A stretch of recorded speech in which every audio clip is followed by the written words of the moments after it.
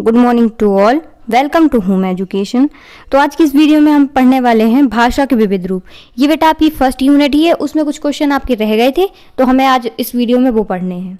तो आपका जो पहला क्वेश्चन है हिंदी भाषा के विविध रूप, तो इसमें जो कई रूप होते हैं, जैसे आप पहला देख रहे होंगे बोलचाल की भाषा है, तो इनको हमें थोड़ा डिटेल में लिख देना है। इनके मैं आपको बताती जा रही हूँ, जितने भी होंगे तो आप देखते जाइए। जैसे आपका जो बोलचाल की भाषा है उसमें आपको लिखना है कि जो बोलचाल की भाषा को क्या है, समझने के लिए हमें क्या ज़रूरी होता है, बोली को समझना ज़रूरी होता है। बोली उन सभी लोगों की बोलचाल की भाषा का मिश्रित रूप है। एक भाषा की क्या होती है, कई बोलियों में क्या होता है, पारस्परिक संबंध होता है। आप इनको छोड़ के आप एक चीज़ समझ लीजिए। देखिए आपको क्वेश्चन से क्लियर हो रहा होगा, बोलचाल की भाषा जो हम नॉर्मली बोलचाल में यूज़ करते हैं, सीधा सीधा वो ये पूछ रहा है। तो क्या होता है, जो बोलचाल की भाषा का क्या होता है, प्रचार देखिए होता है। आपस में मिलती जुलती जो बोलियां होती हैं या उपभाषाओं में हुई आपसी व्यवहार से क्या होती है, बोलचाल की भाषा का विस्तार मिलता है। मतलब बोलचाल की जो भाषा समझने के लिए हमें किसको जरूरी होता है, बोली को समझना जरूरी होता है। इसमें क्या होता है, कई बोलियों को मिश्रित होता है। क्लियर। फिर आपको सिर्फ ये इसमें याद रखना है कि जो आपस में हमारी जो मिलती जुलती बोली या उपभाषाओं में क्या होता है, इन बोलचाल की भाषाओं का विस्तार मिलता है। बस आपको इसमें ये याद रखना है, क्योंकि आपको क्वेश्चन नहीं से मिल रहा होगा कि देखिए बोलचाल की भाषा जो नॉर्मली हम लोग बात करते हैं, इसमें कई भाषाएं मिली हुई होती हैं, उपभाषाएं, इस तरीके से। देखिए यहाँ पे एग्जाम्पल्स हैं इसलिए जो हम लोग सादा डेली बेसिस यूज़ में वर्ड यूज़ करते हैं कि अगर कहीं हम दूसरे क्षेत्र या दूसरी जगह चले जाएं तो उनको कोई समझ नहीं पाता है। इस तरह जो हम लोग खुद बना लेते हैं कि हाँ हमें ये बोलना है। लैंग्वेज होती नहीं कि इनकी इधर होती अलग होती, थोड़ी दूर चले जाओ उनकी अलग, तो ये इसी के अंतर्गत आता है। चलिए सेकंड देखते हैं कौन सा है। ये देखिए ये है मानक भाषा। तो इसमें आपको देखना है कि जो भाषा के स्थिर तथा सुनिश्चित रूप को मानक या परिनिष्ठित भाषा कहते हैं। ये यूज़ किस जगह में होती है, देखिए शिक्षित वर्ग की शिक्षा में, समाचार पत्रों में, व्यवहार की भाषा में आदि में हम क्या होती है, मानक भाषा का प्रयोग करते हैं। फिर क्या है, मानक भाषा को हम क्या कहते हैं, टकसाली भाषा भी कहते हैं। अब ऑब्जेक्ट के लिए याद रखिए। फिर आपको यहाँ से थोड़ा देखना है कि जो मानक भाषा है इसमें क्या होता है, पाठ्य पुस्तकों का प्रकाशन भी होता है, जैसे हिंदी, अंग्रेजी, फ्रेंच, संस्कृत तथा जो ग्रीक इत्यादि भाषाएं क्या होती हैं, मानक भाषाएं कहलाती हैं। क्लियर। तो आपको ये समझना है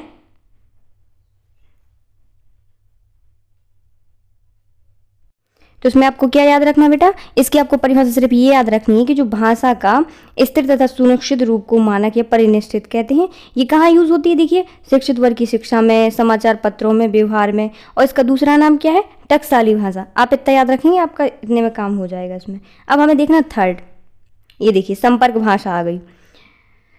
तो इसमें आपको लिखना है जो अनेक भाषाओं के अस्तित्व के बावजूद जिस विशिष्ट भाषा के माध्यम से क्या होता है, व्यक्ति व्यक्ति या राज्य राज्य या देश विदेश के बीच क्या होता है, संपर्क स्थापित किया जाता है। जैसे हम एक दूसरे से कर रहे हैं, या राज्य राज्य एक राज्य दूसरे राज्य से, या एक देश दूसरे देश से, तो देश विदेश, तो इसमें क्या होता है, संपर्क स्थापित होता है। उसे हम क्या कहते हैं, संपर्क भाषा कहते हैं। जो हमारे जैसे कि आज भारत में संपर्क भाषा के तौर पर कौन सी भाषा प्रतिष्ठित है, हिंदी भाषा। जबकि अंतर्राष्ट्रीय स्तर पर कौन सी भाषा यूज होती है ज़्यादा, इंग्लिश।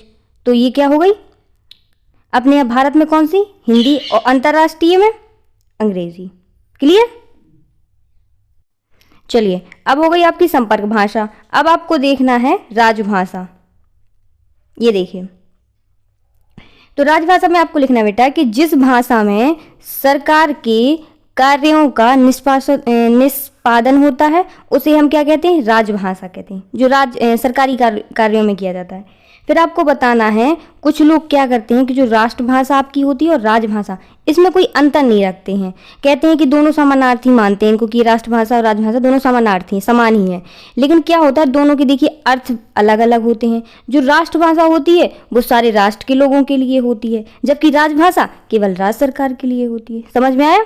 जो अपनी राजभाषा होती है वो राज्य सरकार के लिए होती है, बट जो राष्ट्रभाषा होती है वो हमारे पूरे देश के लिए होती है। समझ आया। इसमें आपको इतना याद रखना है। चलिए अब हमें देखना है राष्ट्रभाषा। आपकी राजभाषा हो गई, अब राष्ट्रभाषा देखते हैं। तो आपको राष्ट्रभाषा में देखना है देश के विभिन्न भाषा भाषियों में क्या होता है, पारस्परिक विचार विनिमय की जो भाषा होती है उसे हम राष्ट्रभाषा कहते हैं। क्लियर। फिर आपको बताना है कि जो राष्ट्रभाषा को देश के अधिकतर नागरिक समझते हैं या पढ़ते या बोलते भी हैं, जो राष्ट्रभाषा होती है। फिर किसी भी देश की राष्ट्रभाषा उस देश के नागरिकों के लिए क्या होती है, देखिए गौरव का, एकता का, अखंडता, असीमता का क्या होता है, प्रतीक होता है। अखंडता का और अस्मिता का प्रतीक होता है। महात्मा गांधी जी ने जो राष्ट्रभाषा है उनके बारे में क्या कहा था कि जो राष्ट्रभाषा है वो हमारे राष्ट्र की क्या होती है, आत्मा की उन्होंने संज्ञा दी है। तो आप ये ऑब्जेक्ट के लिए याद रखेंगे जो राष्ट्र की आत्मा है किस, तो ये इस तरीके से क्वेश्चन जैसे आ जाएगा कि राष्ट्रभाषा को राष्ट्र की आत्मा किसने कहा था, तो आप याद रख लेंगे कि महात्मा गांधी जी ने कहा था। क्लियर। आपको इस तरीके से ऑब्जेक्ट जो थे इसमें तो मैंने आपको बता दिए हैं। अब हमें देखने हैं थोड़ा इसमें इनके अंतर, किसमें, राष्ट्रभाषा और राजभाषा में अंतर। ये देखिए, आप एक बार और याद रखिए, मैं जितने अंतर आपको पढ़ा रही हूँ ये समझ लीजिए, ये राष्ट्रभाषा और राजभाषा तो जहाँ तक आपको रखा मिलेगा, ये परिभाषाएं ना सही, लेकिन आपको ये जरूर अंतर जरूर देखने को मिलेगा। हाँ, और जो मैंने आपको भाषाओं के विविध रूप पढ़ाए थे वो भी वेरी वेरी मोस्ट इंपॉर्टेंट है। आप उसमें 4-5 जितने स्टार लगाने हो आप लगा सकते हैं। क्लियर। अब चलिए पढ़ते हैं राष्ट्रभाषा और राजभाषा में अंतर। मैंने जितने भी आपको अंतर बताए हैं बोली भाषा, विभाषा बोली में, तो ये आप याद रखिए बिल्कुल। देखिए, पहला जो अंतर आपका है उसमें है कि जो राष्ट्रभाषा क्या होती है, राष्ट्र की संपर्क भाषा होती है। क्लियर। ये आपने परिभाषा में पढ़ा था। और जो राजभाषा होती है वो शासन की भाषा होती है।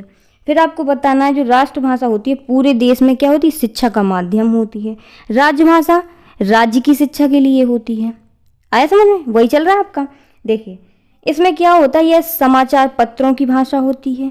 और जो राजभाषा होती है यह अखबार, रेडियो, टीवी आदि की भाषा होती है। क्लियर। चलो अभी और देख लेते हैं। ये देखिए, यहाँ तक होगा। यहाँ 4 से आपको पढ़ना है, यह पूरे राष्ट्र की क्या होती है, भाषा होती है तथा अनिवार्य रूप से पूरे राष्ट्र में अपनाई जाती है। बट जो राजभाषा होती है शासन और जनता द्वारा स्वीकृत होती है। क्लियर। फिर आपको बताना जो राष्ट्रभाषा के लिए क्या होती है, अंग्रेजी में नेशनल लैंग्वेज का प्रयुक्त होता है। और जो राजभाषा होती है उसको हम ऑफिशियल लैंग्वेज के नाम से जानते हैं। क्लियर। ये आपको एक याद रहेगा, थोड़ा याद रख लेना कि किसको क्या कहते हैं, क्योंकि इंग्लिश में थोड़ा याद रखना पड़ेगा आपको। फिर बताना है कि जो राष्ट्रभाषा होती है पूरे देश की क्या होती है, एक ही होती है। लेकिन किसी भी देश की राजभाषाएं कई भाषाएं हो सकती हैं। याद रखिए, जो राष्ट्रभाषा होती है वो एक होती है और राजभाषा कई होती हैं। क्लियर। ये रहे बेटा आपकी अंतर राष्ट्रभाषा और राजभाषा में। तो बेटा आपकी जो फर्स्ट यूनिट थी वो हो चुकी है कंप्लीट। जितने क्वेश्चन थे वो मैंने आपके कंप्लीट करा दिए हैं और मैंने इसकी फर्स्ट वीडियो भी बनाई थी तो उसमें क्वेश्चन दिए थे। ये आपकी सेकंड वीडियो, लेकिन इसमें भी मैंने आपको फर्स्ट ही यूनिट पढ़ाई है। तो आप ये मत समझिए कि कोई सेकंड यूनिट है, ये आपकी फर्स्ट यूनिट है। और इन क्वेश्चनों में अगर आपको कोई प्रॉब्लम आ रही हो तो आप हमें कमेंट भी कर सकते हैं। और वीडियो को लाइक करना है, शेयर भी करना है, और चैनल आपने अभी तक सब्सक्राइब ना किया हो तो कर लें। वीडियो देखने के लिए थैंक यू।